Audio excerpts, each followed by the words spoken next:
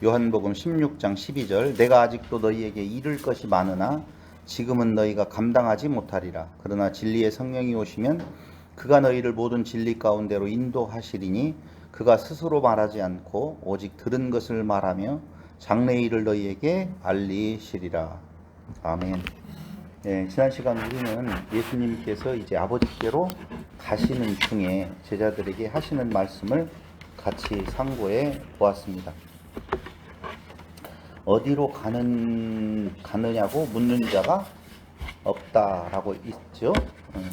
죽는 것 고난의 길은 싫다라고 하는 의미였었는데 예수님께서는 죽는 것, 가시는 것이 너희에게 유익하다라고 하면서 약속 한 가지를 해 주시는 것이 바로 성령을 너희에게 보내주겠다라고 하는 내용입니다. 그래서 그 성령이 오시면 죄의 심판에 관하여서 가르침이 있을 것이다 이렇게 말씀을 해 주셨잖아요. 그래서 지난번에 숙제를 냈어요.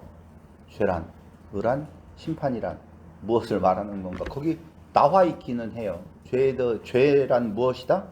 예수를 믿지 아니함이요. 의란 그 숙제를 냈단 말이에요. 해보셨어요? 한번 고민해 보셨어요? 숙제를 잊어버렸어요. 아 그렇군요. 네.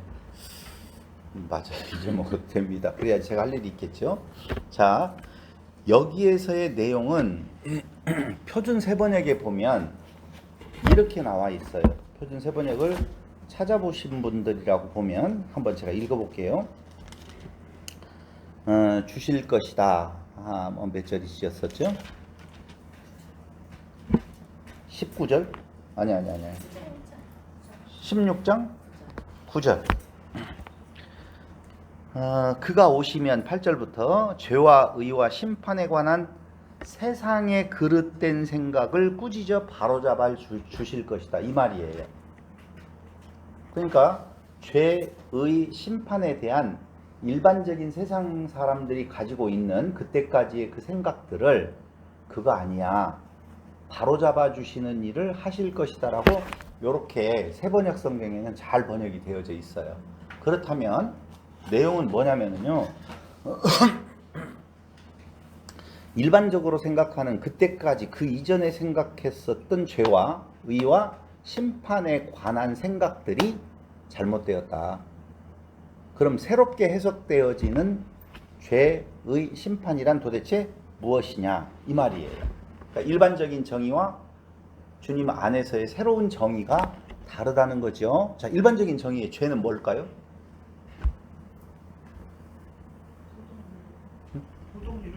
도덕 윤리에 관한 것. 그걸 이렇게 말할 수도 있어요. 법 플러스 불순종.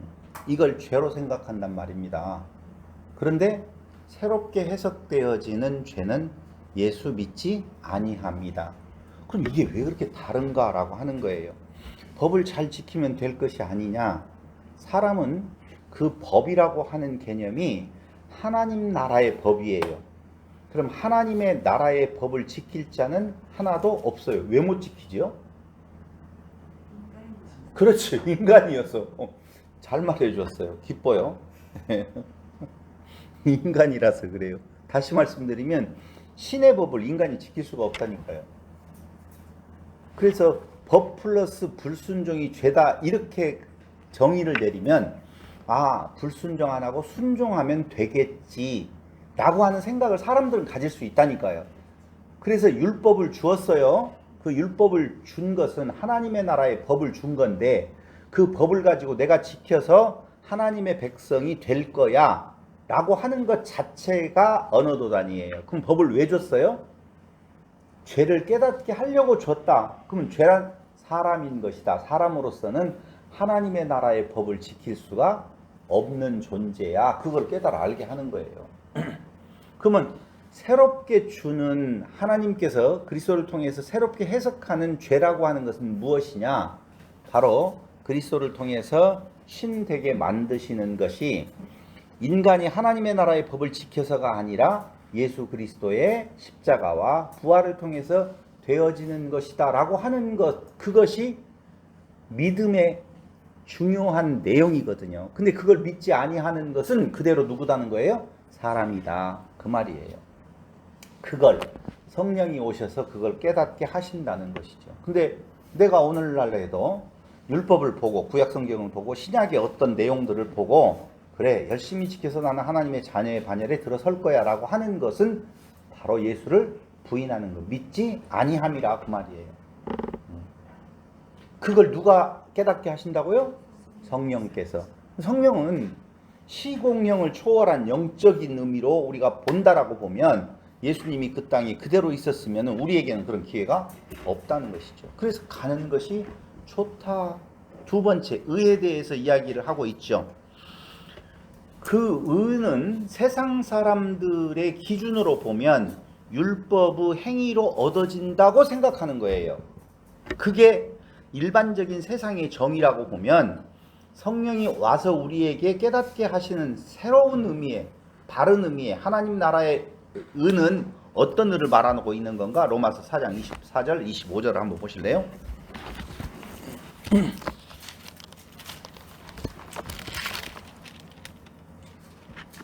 24절 의로 여기심을 받을 우리도 유함이니 곧 예수 우리 주를 죽은 자 가운데서 살리신 이를 믿는 자니라. 예수는 우리가 범죄한 것 때문에 내줌이 되고 또한 우리를 의롭다 하시기 위하여 살아나셨느니라 라고 이야기하잖아요. 그런데 요한복음 16장에서 그 의를 뭐라고 말하는지 한번 살펴보겠습니다. 의에 대하여라 함은 내가 아버지께로 가니 너희가 다시 나를 보지 못하며. 이게 어려운 거예요. 이렇게 이야기를 해놓고는 깨달으려고 아무리 해도 깨달아질 수가 없다는 것이죠. 그러니까 아버지께로 간다라고 하는 것이 그것이 뭐다고요? 의가 되어진다는 것이죠. 그럼 십자가에 죽으시고 그리고 다시 무엇 하셨어요? 부활하셨잖아요. 그 십자가와 부활이 성도들에게 있어서 의가 되어진다. 그러므로 내가 죽는 것이 좋은 거야. 이렇게 지금 말씀을 하고 계신다고요. 이해됐죠? 숙제 낸 거 다 풀어졌어요? 임집사님 풀어졌죠? 네. 임집사님만 풀어지면 다 풀어지는 거예요. 왜냐하면 끝까지 질문을 해야 되는데 안 물고 늘어지는 걸 보면 아 이해됐구나. 제가 이렇게 알 수가 있어요. 세 번째로는 심판이라는 거예요. 자, 세상적인 기준으로서의 심판은 뭐예요? 이건 송 집사님이 한번 이야기를 해주시죠. 송 집사님 이해하면 이제 다 이거 심판은 이해가 되는 거예요? 심판? 네. 부수는 거. 부수는 거? 아니 어떤 자에게 심판이 임하죠? 네? 크게 이야기해요. 여기서만 하지 말고 크게. 뭐라고요? 경숙 집사님? 죄인에게. 아, 죄인이 맞죠. 어떤 사람을 죄인이라고 말해요? 법을 어긴 사람. 그러니까 세상적인 기준으로서의 심판은 법을 어긴 성도들에게 임한다 이거예요. 우리는 그렇잖아요. 우리가 뭔가 잘못을 저지르면 아 하나님의 심판이 나를 보고 계신다는데 두려움과 떨림이 있잖아요. 그게 세상 사람들이 생각하는 복음을 알지 못하고 그리스도 안에 있지 않는 자들이 생각하고 있는 심판의 개념인데 성령이 오시면 심판에 관해서 이야기하는데 그 심판을 뭐라고 여기에서는 설명하고 있느냐? 한번 보세요. 1절 심판에 대하여라 함은 이 세상 임금이 심판을 받았습니다. 이것도 또 이해됐었어요? 저는 굉장히 신기해요. 제가 처음에 그냥 봤었을 때는 도대체 이 말이 무엇로 이해되어질까라고 하는 생각이 들어가는데 아무도 질문하지 않아요. 그냥 다 이해하고 넘어가요. 그래서 이해한 여러분들에게 제가 질문을 하는 거예요. 어떻게 해석을 하셨길래 이렇게 그냥 넘어갈 수 있느냐? 임금으로서 내가 심판받았다는. 아, 임금으로서 내가 심판받았다. 여기는 그렇게 안 나와 있고 심판에 대하여라 하면 이 세상 임금이 심판을 받았습니다. 그럼 예수님 이 세상 임금이 되어서 내가 세상에 임금 자리에 앉아 있는데 그게 심판을 받았다. 그럼 내가 두려움이네. 내 자아가 두려움에. 예수님은 지금 위로를 주고 있지 우리에게 공포를 주고 있는 것이 아니에요. 그러니까 성도들아 제발 두려워하지 말아라는 거예요. 그런데 그 두려움을 없애주는 일을 누가 하시느냐? 내가 보내줄 성령이 너희에게 그 두려움을 없애준다. 왜냐하면 너희는 심판의 대상이 아니라 구원의 대상이고 심판은 세상의 임금들이 심판의 대상이다. 지금 그걸 이야기를 하는 거라니까요. 다시 이야기할게요. 성도들은 심판의 대상이 아니다. 악한 영의 지배 아래에 있는 세상이 심판의 대상이다 라고 하는 내용을 말해주는 거예요. 다시 이야기할게요. 세상이 심판 받았다는 것이 아니라 너희들 두려워 떨지 말아라. 의에 대하여라 함도 뭐예요? 너희들의 행위로 말미암는 거 아니고 내 안에서 이루어지니 두려워하지 말아라. 여기 죄에 대하여라 하면 죄 때문에 두려워 떨지 말아라. 그러면 죄는 뭐예요? 예수를 믿지 아니함인데 너희는 내 안에 있지 아니하냐? 그걸 성령께서 깨우쳐 주심으로 말미암아 나의 죽음이 너희에게 있어서는 두려움과 떨림이 아니라 오히려 기쁨과 평안이다라고 하는 내용을 내가 죽어서 승천함으로 말미암아 부활하여서 승천함으로 말미암아 성령이 오셔서 너희에게 그 기쁨을 가져다 준다. 가는 것이 좋아요? 있는 것이 좋아요? 안녕히 가세요 라고 말할 수가 있다고. 자, 이제 여기 부분에 대한 내용은 이야기했어요. 그러므로 내가 아버지께로 가는 것이 즉 죽는 것이 좋다. 두려움이 아닌 참 평안을 주시는 성령. 오늘 하루를 살아갈 때, 한 주를 살아갈 때, 한 달을 살아갈 때 우리의 마음에 그 깊은 곳에서 두려움과 떨림이 있었습니까? 평안이 있었습니까? 묻지 마요. 괴로워요. 왔다 갔다 해요. 여러분 두려워하지 말기를 바랍니다. 이건 성령의 음성으로 들으셔도 돼요. 절대 우리에게 두려움을 주시고 무엇인가 행해야 된다라고 하고 그거 행하지 아니하면 너 가만히 안 둘 거야. 이게 하나님의 역사가 아니라는 거예요. 그건 심판받을 마귀의 소리라고 들으시면 돼요. 괜찮아요, 여러분. 진짜 괜찮습니다. 그러면서 16장 12절에 이렇게 말을 해요. 왜 이 말을 앞에 했는 건가에 대한 내용이 나오는데요. 이를 것이 많으나 지금은 너희가 감당치 못할 내용이다. 보세요. 걱정하지 마. 심판은 너희를 위한 너희에게 가는 것이 아니야 라고 이야기를 했단 말이에요. 그럼 지금부터는 어떤 현상이 우리 앞에 놓여질 거라고 생각할 수 있느냐? 기쁘고 즐겁고 해피한 나날들이 계속될 거라고 생각을 하는데 내가 진짜 하고 싶은 말이 또 있다. 너희 앞에는 고난이 놓여져 있어. 이를 말이 참 많아. 그런데 지금은 그 말을 너희가 감당할 수가 없어. 즉 제자들이 당할 고난을 예수님께서 지금 말씀을 해주시는 거예요. 그러면서 성령이 오셔서 감당케 하신다. 어떻게? 하나님의 사랑, 예수의 사랑을 깨닫게 하셔서 이것이 이길 힘이 되는 거예요. 누구에게 하신 말씀이에요? 제자들에게 지금 하는 말씀이라고 해요. 우리에게 했던 말이 아니라 제자들에게 그 말씀을 해 주시면서 다른 것, 이상한 것 구하지 마. 그럼 뭘 구해? 내 것 구해. 그 구절 한번 볼까요? 16장. 여러분들이 이제 알죠, 구절을. 그러나 진리의 성령이 오시면 그가 너희를 모든 진리 가운데로 인도하시리니 그가 스스로 말하지 않고 오직 들은 것을 말하며 장래일을 너희에게 알리시리라. 그가 내 영광을 나타내리니 내 것을 가지고 너희에게 알리시겠습니다. 무릇 아버지께 있는 것은 다 내 것이라. 그러므로 내가 말하기를 그가 내 것을 가지고 너희에게 알리시리라 하였노라. 조금 있으면 너희가 나를 보지 못하겠고 또 조금 있으면. 이렇게 어려워요. 정말 저는 번역이 문제인지 아니면 이게 뭘까, 우리의 기본적인 생각의 틀이 문제인지는 잘 모르겠지만 이 말들이 굉장히 어려운 것 같은데 어떤 의미에 있어서는 정말 단순한 이야기를 예수님께서는 하고 계신다는 거예요. 16장 16절로 24절. 나의 고난으로 인하여 즉 나의 죽으심으로 인하여 너희가 무엇한다? 근심하지만 그 근심이 조금. 여기에는 뭐라고 되어 있느냐? 조금이라고 나와 있죠? 다시 한번 볼까요? 16절. 조금 있으면 너희가 나를 보지 못하겠고 또 조금 있으면 나를 보리라 하시니, 그 말은 미크롤이라고 하는 단어인데 잠시, 잠깐이라는 말이에요. 그러니까 조금 있으면 나를 보지 못하고 조금 있으면 나를 다시 본다라고 하는데 그 보지 못함, 예수의 죽으심으로 인하여서 근심할 것이나 그 근심이 조금 있으면 기쁨으로 변한다. 예수님이 십자가에 죽으신 경우에 당연히 그들은 그 앞에서 근심되어지죠. 그런데 다시 부활하시는 그분을 보고 그것이 기쁨이 되어진다. 제자들은 십자가로 인하여 울며 애통하지만, 그렇죠?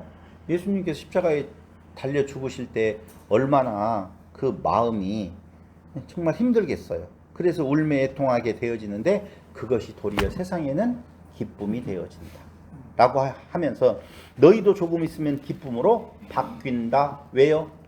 예수님의 부활을 목도하게 되어질 테니까. 그것을 뭐로 비유하고 있는 건가? 해산하는 여인의 모습을 비유로 지금 들고 있는 거예요. 그래서 해산할 날이 되어지면 이제 좀 걱정도 되어지잖아요. 왜요? 아프다며요. 저는 그래서 은혜가 좀 덜 깨달아지는 것 같아요. 뭐 애를 낳아봤어야 알지. 얼마나 아픈지를 알 수가 있어야 되죠. 근데 그 애 낳을 때 그 고통이 염려와 걱정이 되어지지만 그 애를 낳고 난 뒤에 고통은 도리어 무엇이 되어져요? 기쁨이 되어진다. 이 기쁨은 무엇으로도 빼앗을 수 없고 바꿀 수도 없는 거야. 왜요? 왜요? 보세요. 어린아이 탄생을 비유로 삼았어요. 해산하는 여인. 근데 때가 되어지면 염려와 걱정이 되어져요. 고통이 있겠죠. 근데 아기를 낳았어요. 이제 그게 기쁨이 되어졌어요. 왜 그게 기쁨이냐고. 내 거니까. 그렇죠. 저 하나만 더 붙여놓을게요. 집사님 말에다가 내 생명이니까 라고 하는 거예요. 그것이 생명이야 그 말이에요. 새로 태어난 그 고통 중에 태어난 새로운 생명, 그것이 진짜 참 생명이야 라고 예수님께서는 말씀을 해주고 있는 거예요. 그것이 생명이니까. 그러니까 죽어서 그 고통을 통과해서 나오는 그 생명, 그것이 진짜 생명이라는 거예요. 옛 생명이 죽고 고통 속에 죽고 그리고 새 생명으로 다시 태어나는 것, 그것이 생명이야. 그럴 때 뒤에다가 다 같이 제가 이야기합니다. 예수님의 말씀을 대신해서 구하라 이렇게 말하는 거예요. 무엇을 구하라고요? 그렇죠. 생명을 구하라는 거예요. 그런데 예수님께 이상한 말씀을 하셔요. 너희는 이제까지 구하지 않았다 그러거든요. 아니 세상에 구약의 이스라엘 백성들도 하나님께 엄청나게 구했잖아요. 지금 오늘날 신약의 성도들도 하나님께 구해 안 구해요? 엄청나게 구해요. 기도는 만능이다 해가지고 별것들을 다 구해요. 그런데 예수님께서는 굉장히 이상한 이야기를 해요. 너희는 이제까지 구하지 않았다. 이 말은 먹고 마시고 입을 것을 구하지 않았다는 것이 아니라 진짜 구해야 될 생명을 너희가 구하지 않았다라고 하는 거예요. 그래서 여기에 구하라. 이제까지는 구하지 않았다. 무엇을? 생명을. 오직 먹고 마시고 입을 것만 구했다면 이제는 생명을 구하면 다 같이 시작. 반드시 주시리라. 우리의 입장에서 다 같이 반드시 받는다가 맞다는 거죠. 반드시 주고 반드시 받는다는 것이죠. 여러분들 뭘 구하십니까? 생명을 구하시기 바랍니다. 그럼 생명은 어디 안에 있어요? 예수 안에 있어요. 그럼 예수님이 어떻게 우리의 생명이 되시느냐? 그가 십자가에 죽으시고 부활로 말미암아 우리에게 생명이 되시는 거예요. 예수님 잘 죽으셨어요. 이렇게 말을 할 수 있어야 돼요. 아시겠죠? 예. 그럼 예수님이 잘 죽었으면 우리가 생명을 받은 자가 되어졌잖아요. 창세기에서 나오는 나무에 대한 이야기에서요. 씨 가진 열매 맺는 나무 이야기 하잖아요. 그럼 우리는 이제 생명의 씨앗을 잉태했어요. 그렇죠? 우리를 통해서 다른 생명이 잉태되어질 거예요. 다 같이 시작. 아이고 좋다. 아니면 아이고 주여. 이런 것이에요. 예수님께서 말씀하시는 것이 너희가 받을 수 없다. 그러나 그 뒤에는 받게 될 것이다. 무엇로 인하여서? 성령의 능력으로 말미암아 그걸 받게 될 것이다 라고 이야기하는 거예요. 여러분 새 생명을 잉태하는 것이 그렇게 쉬운 거 아니에요. 우리는 숫자 채우는 것이 생명을 얻는 거라고 생각해서 예수 믿으세요. 교회 나오세요. 모든 일들이 잘 될 거예요. 사람들이 많아졌어요. 참 좋아요. 엄청 좋아요. 라고 할지 모르겠지만 아니요. 우리가 복음을 전하는 것이 그래서 이걸 이단들은 써먹어요. 성경에 보면 복음을 전하면서 다 핍박받고 환난당했다라고 보면 우리가 이렇게 가서 예수 믿으라고 할 때 우리를 핍박하는 것은 좋은 일이다라고 거꾸로 생각한다니까요. 근데 일반 교회의 성도들이 다 가서 복음 전하는 것을 그렇게 생각하지 않는다니까요. 한 사람을 어떻게 얻어서 교회의 규모를 크게 만들고 목사의 생활을 편안하게 만들고 사람들에게 자랑거리가 되는 교회를 꿈꾸고 있는 모습이 참으로 안타깝다는 것이죠. 무빙 처치라는 말 아시죠? 요새는 이렇게 정하지 아니하고 돌아다니면서 빌려서 그때그때 어디로 모여라 해서 그냥 거기에서 예배를 드리고 다 그래요. 그렇잖아요. 아픔이 있어요, 사실은. 어떤 장소가 되어지지 아니하면 소속감이나 그 같은 지체에 대한 내용의 그 결집력이 굉장히 상당히 어렵거든요. 그게 그래서 그 무빙 처치에 대한 내용들이 지금은 약간의 어떤 문제점을 야기해서 다시 생각해보게 되어진다라고 이야기하는데 거기 그 무빙이 아니고 제가 예전에 전주장로교회 그때 뭐예요? 몇 주년 기념이었었던가? 아니면 뭐 때문에 가가지고 제가 그 교회의 개척자니까 이제 뭐 말씀을 한번 메시지를 전해달라고 했던가? 아니 하여튼 갔어요. 가가지고 교회가 갑니다. 교회 갑시다. 임직식 때였었던가? 하여튼 그때 임직식이 하는데 많은 장로들이 뭐 임직되어지고 막 그럴 때에 가가지고 제가 교회가 갑니다. 교회를 갑니다. 교회가 가는 것이지요. 그러니까 사람들을 자꾸 교회로 불러들인다라고 해서 그 장소에 모아가지고 그걸 크게 만드는 것이 오히려 교회에 좋은 일인 줄 알고 있지만 교회가 가잖아요. 우리는 교회라고 그랬잖아요. 교회 가서 진짜 복음을 전하게 되어지면 예수님께서는 분명히 말씀을 하시는 거예요. 환난과 고난이 그 앞에 놓여져 있다 그 말이에요. 근데 감당할 수 없어. 그래서 너희에게 성령을 보내주어 성령의 능력으로 그 일을 감당케 하는 거야.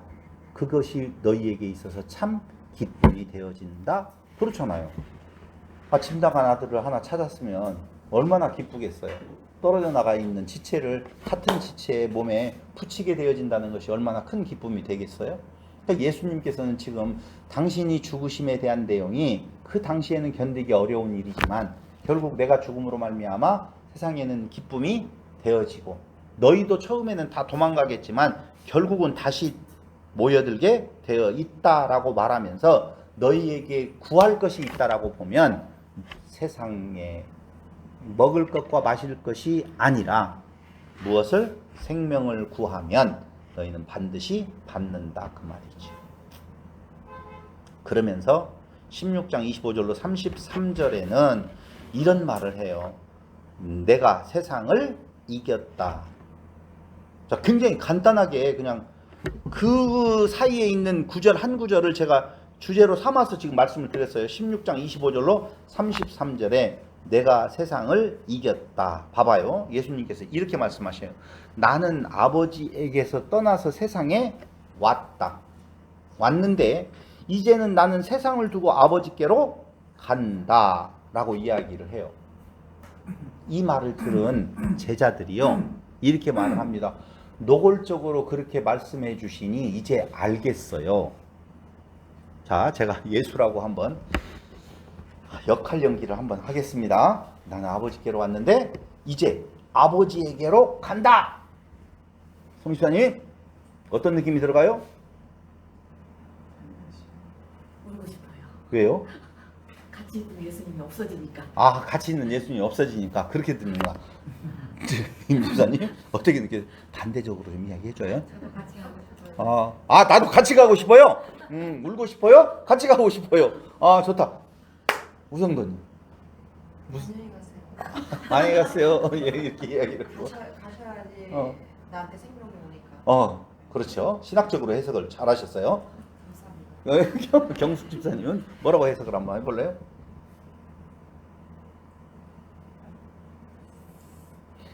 이게 사람들이 성경을 볼 때요, 그냥 일상의 모습으로 보면 좋겠는데 좀 특수한 상황으로 보는 경향이 있어요. 그러니까 보세요. 그동안에는 비유로 말씀을 하셨어요. 비사로 이렇게 표현되어 있는데 말씀을 하셨어요. 무엇인지 무슨 말인지 잘 모르겠어요. 죽는다는 것인지 산다는 것인지 어쩐지 잘 모르겠어요. 근데 예수님께서 지금 죽기 전에 노골적으로 뭐냐면 나는 아버지께로 왔는데 아버지께로 간다, 이렇게 이야기를 하시거든요. 그러니까 아 좋았어요, 잘 말해 주셨어요 라고 이야기를 한단 말이에요. 이 친구들이, 제자들이 그걸 보고 이야기해야 되겠다. 그래야만 좀 힌트가 되겠죠. 다시 한번 보겠습니다. 16장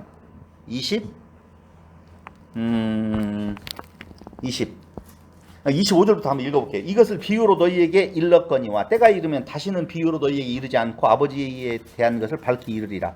그날에 너희가 내 이름으로 구할 것이요 내가 너희를 위하여 아버지께 구하겠다 하는 말이 아니니 이는 너희가 나를 사랑하고 또 내가 하나님께로부터 온 줄 믿었으므로 아버지께서 친히 너희를 사랑하심이라. 내가 아버지에게서 나와, 여기 나오죠, 세상에 왔고 다시 세상을 떠나 아버지께로 가노라 하시니 제자들이 말하되 지금은 밝히 말씀하시고 아무 비유로도 하지 아니하시니 우리가 지금에야 주께서 모든 것을 아시고 또 사람의 물음을 기다리시지 않는 줄을 아나이다. 이로써 아버지께로부터 나오심을 우리가 믿사옵나이다. 이렇게 말해요. 이게 뭔 말이에요?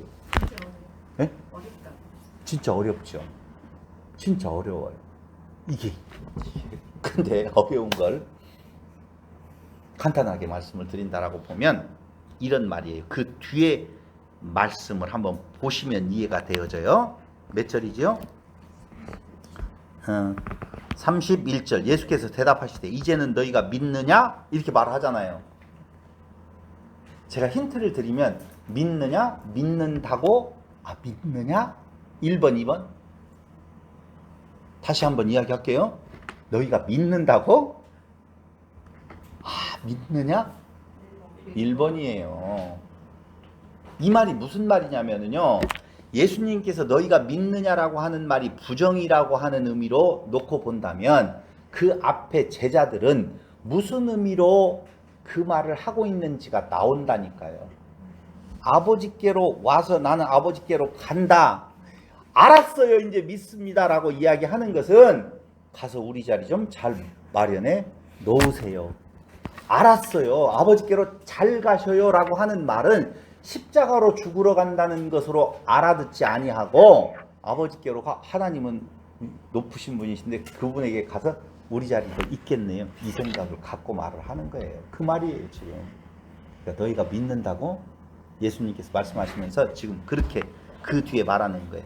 이게 노골적으로 말씀해 주시니 이것으로 우리는 선생님이 하나님으로부터 오신 것을 믿습니다. 좋으네요, 좋아요 라고 이야기할 때 예수님께서 믿는다고? 나를 혼자 두고 뿔뿔이 흩어진다 이놈들아. 그러나 나는 혼자가 아니다, 아버지께서 나와 함께 하셔 라고 말을 하는 거예요. 그러니까 앞뒤에 대한 내용을 확인해 보시면 그 말이 긍정인지 부정인지 무엇을 말하려고 하는지를 알 수가 있다는 것이죠. 예수님 죽으러 가신다라고 하는 내용을 아버지께로 간다고 말하는 말에 신이 난 제자들이 믿습니다. 아버지께로 가실 것. 아이고 우리도 한 자리 차지하겠네요. 왜냐하면 제자들이 많아요, 적어요? 많다고요? 적지요. 지금 엄청나게 적잖아요. 맞아요, 적어요. 그런데 한 자리씩을 차지하면 높은 자리는 다 그 제자들에게 임할 거라고 생각을 하는 거예요. 그럴 때 너희는 나를 믿을 수 있는 존재들이 아니라 도리어 내가 아버지께로 즉 예수님께서 말씀하시는 것은 십자가에 죽으심이 있었을 때에 너희는 남지 아니하고 뿔뿔이 흩어질 거야. 그럼 어떻게 되어져요? 나는 이제 혼자 쓸쓸히 있는다라고 생각을 하겠지? 아니야. 나와 아버지는 하나야. 아버지께서 나와 함께 계셔. 그래서 내가 죽는 것은 아버지의 뜻을 이루기 위함이지 결코 힘이 없거나 아니면 내 문제가 있어서 죄 때문에 죽는 것이 아니다 라고 선포하시면서 이렇게 내가 너희에게 미리 말하는 이유는 뭘 미리 말해요? 뭘 미리 말했는데요? 십자가에 죽는 것, 고난이 있다라고 하는 것, 이것을 너희에게 지금 미리 말하는 이유는 너희로 내 안에서 평안을 누리게 하려 함이다. 세상에서는 너희가 환난을 당하나 담대하라. 여기에서 우리는 굉장히 큰 힌트 하나를 얻을 수가 있어요. 그게 뭐냐면요, 요한복음을 쓰는 요한의 입장에서, 아니면은 성경을 쓰는 모든 저자들의 입장에서 보면은요, 그 당시가 쉽지 않았었을 때에 써요. 기쁘고 즐거운 날들이 그들 앞에 있었을 때 쓰는 것이 아니라 괴롭고 힘든 나날들이 그 앞에 있었을 때 힘내라 힘하고 쓰는 거거든요. 그러니까 예수님께서 하나님이신데, 하나님의 아들이신데 그가 그 고난을 당하신 것이 오늘 공식적인 일이라고 보면 당연히 너희에게 임할 고난도 좋은 일이다, 나쁜 일이다? 나쁜 일 아니다. 이렇게 말을 해야만 그래도 좀 이해가 좀 쉽겠죠. 그러면서 너희로 내 안에서 평안을 누리게 하려 함이야. 세상에선 너희가 환난을 당하나 담대하라. 이것이 세상을 이김이니라. 내가 세상을 이겼다. 무엇이? 십자가의 죽으심이 세상을 이기는 거라 그 말입니다. 그러니까 우리의 세상을 이김은 당연히 무엇하는 거예요? 죽는 거죠. 대접받는 거 아니에요. 세상에서 잘 되는 거 아니라고요. 근데 이렇게 말을 하면요, 가난하게 살고 힘겨우게 살고 그런 것만 있는 줄 아시잖아요. 아니에요. 하나님께서 우리에게 주신 은사를 가지고 나를 위해서 쓰는 것이 아니라 이웃된 지체들을 위하여서 쓰는 것, 그것이 어찌게 고난이 아니겠어요? 다 고난이죠. 여러분 수고하고 애씀 아니겠어요? 그러니까 다 수고하고 애씀에 대한 내용이지 결코 우리에게 뭘 먹을까 마실까 입을까로 인하여서 얻어지는 육체의 평안함이 아니다라고 하는 사실을 말씀해 주고 있는 겁니다. 그러면서 17장 1절로 26절에 예수님의 기도가 나오고 있습니다. 예수님의 기도를 보시면, 죄송해요, 이거 전화 받아야 될 것 같아요. 녹음이 들어가네. 네, 여보세요? 여보세요?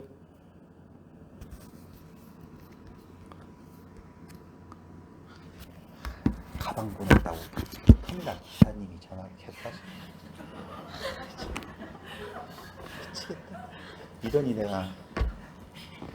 그러면서 17장 예수님의 기도가, 마지막 기도가 나타나는데요. 예수님께서 기도하시는데 첫 번째 기도의 내용이 뭐예요? 영화롭게 하옵소서예요. 아버지가 영화롭고 내가 나를 영화롭게 하옵소서. 그 영화롭게 해달라고 하는 기도는 다시 말씀을 드릴게요. 다 같이 여러분들이 고백해 주세요. 시작. 십자가에 죽는다. 그 말이죠. 영화롭게 하여 주옵소서. 이해 안 가잖아요, 여러분.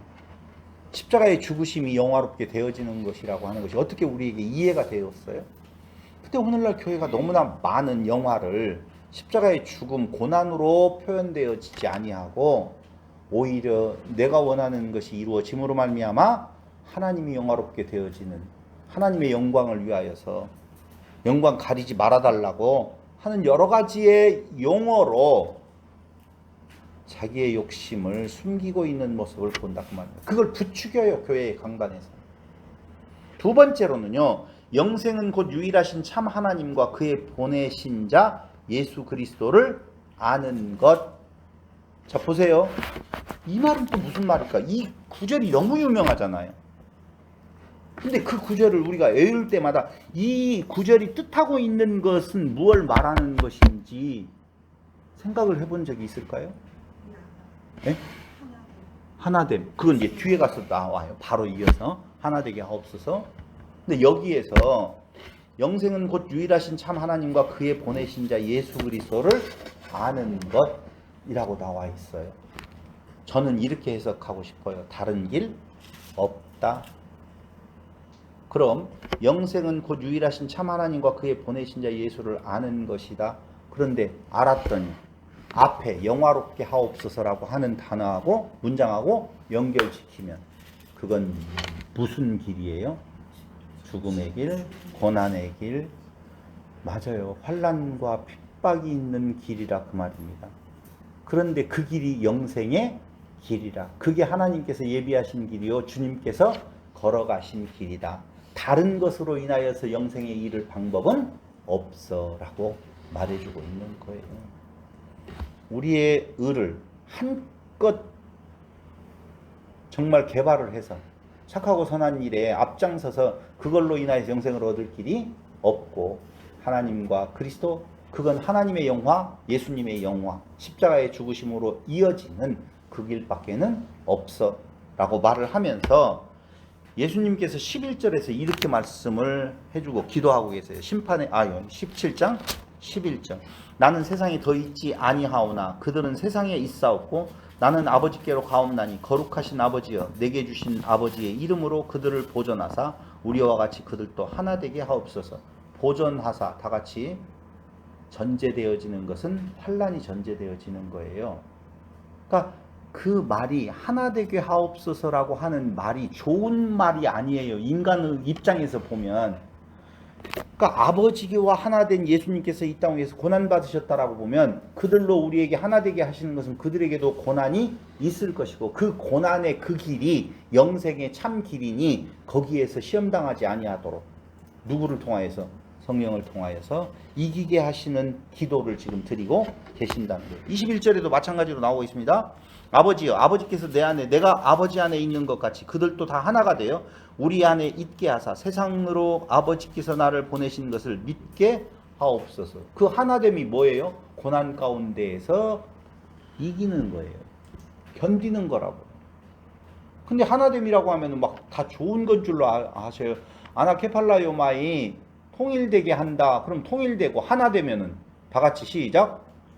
주여 고난 가운데 우리를 영화롭게 하옵소서. 이렇게 기도해야 되잖아요. 근데 그렇게 기도 안 해요. 그러니까 우리가 신됨이라고 하는 내용으로 말을 할 때마다 사람들이 어떻게 그렇게 말을 할 수 있느냐라고 하는 건데, 제가 오늘 성경을 통해서 말하고 있는 신됨이라고 하는 것은 이 땅 위에서의 고난이야 그 말입니다. 근데 그게 뭐 그렇게 경망스러운 이야기라고, 막 하나는 엄청나게 훌륭하게 하나님을 생각한다고, 하나님과 어떻게 하나 되고 신이 되어진다고 말하고, 너는 그렇게 높아지기, 하늘 끝까지 높아지려고 하느냐라고 눈을 부라리고 부릅뜨고. 23절 보실래요? 곧 내가 그들 안에 있고 아버지께서 내 안에 계시어 그들로 온전함을 이루어 하나가 되게 하려 함은 아버지께서 나를 보내신 것과 또 나를 사랑하심 같이 그들도 사랑하신 것을 세상으로 알게 하려 함이로소이다. 뭐예요 도대체? 앞에 다 이야기했어요. 아버지께서 나를 보내시면 죽이려고 보내셨다. 죽게 하시려고. 그걸 영화롭다라고 말하고, 내가 죽는 것이 나의 또 영화가 되어 아버지를 영화롭게 하는 것입니다.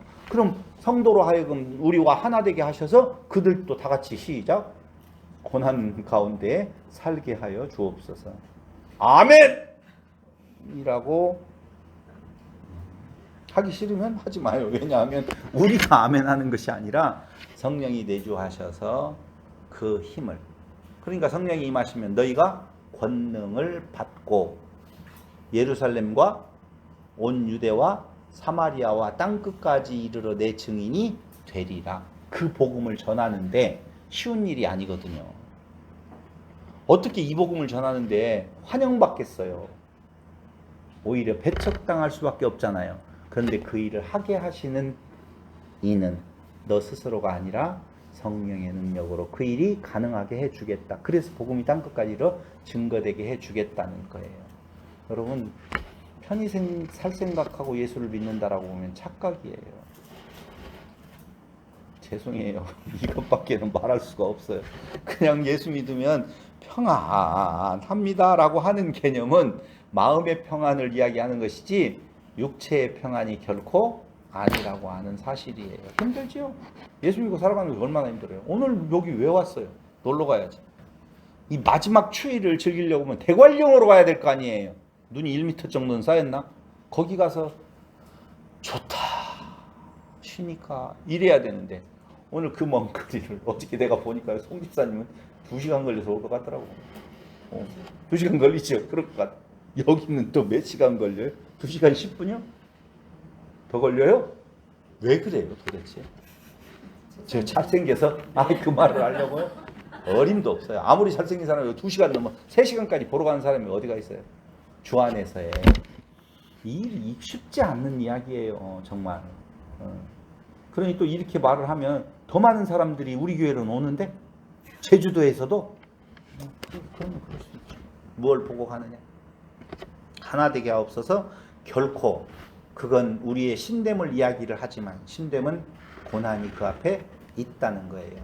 그래서 요한은 지금 예수님의 신이신 것을 증명하는데 신은 이 땅 위에 오셔서 우리를 위하여 고난 가운데 있었다. 그러므로 우리가 당하는 지금 그 현실은 진짜 아무것도 아니다. 그 일로 인하여서 힘내라? 힘이라니까요. 힘나요? 세상 살기 힘들어요? 원망과 불평이 막 생겨요? 주여! 바꿔놓고 생각해서요. 왜 이렇게 내 앞길을 힘들게 어렵게 가게 하시냐라고 이야기 되어진다면 그냥 사셔요. 제가 자꾸 나이 먹어서 그런다라고 이야기를 하는데 저는 그런 것보다는 저도 말씀을 통해서 조금씩 더 성장하는 것 같아요. 그럴 때 오는 것이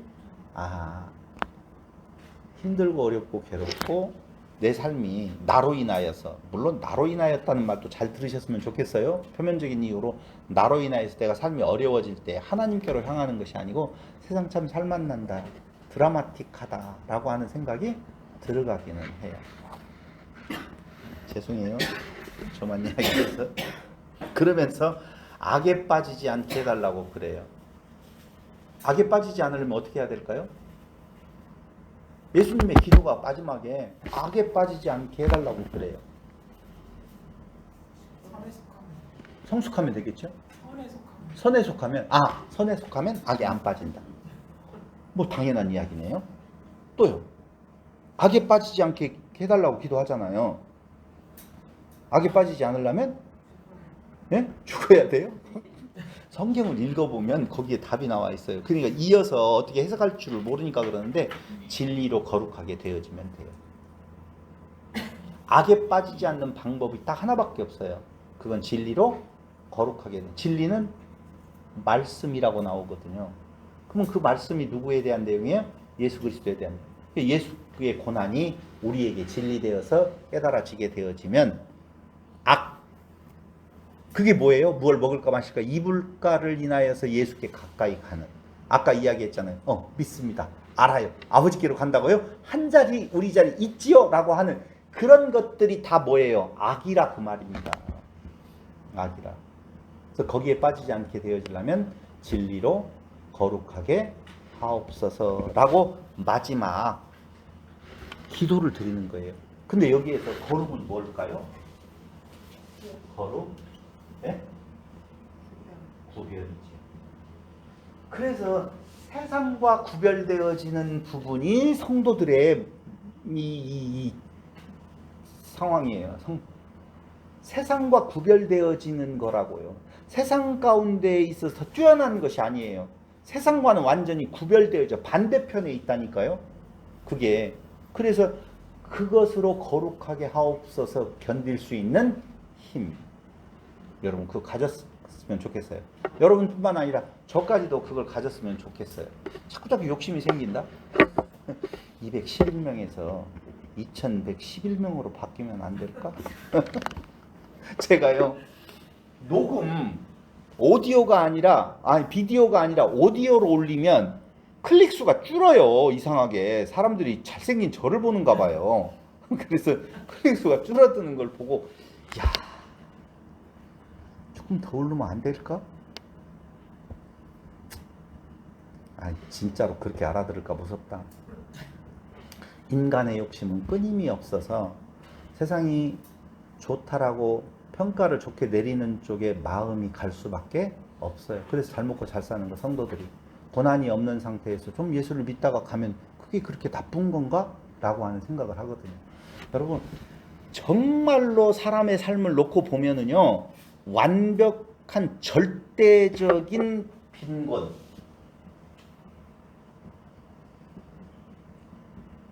상대적인 빈곤, 어느 것이 우리를 괴롭혀요?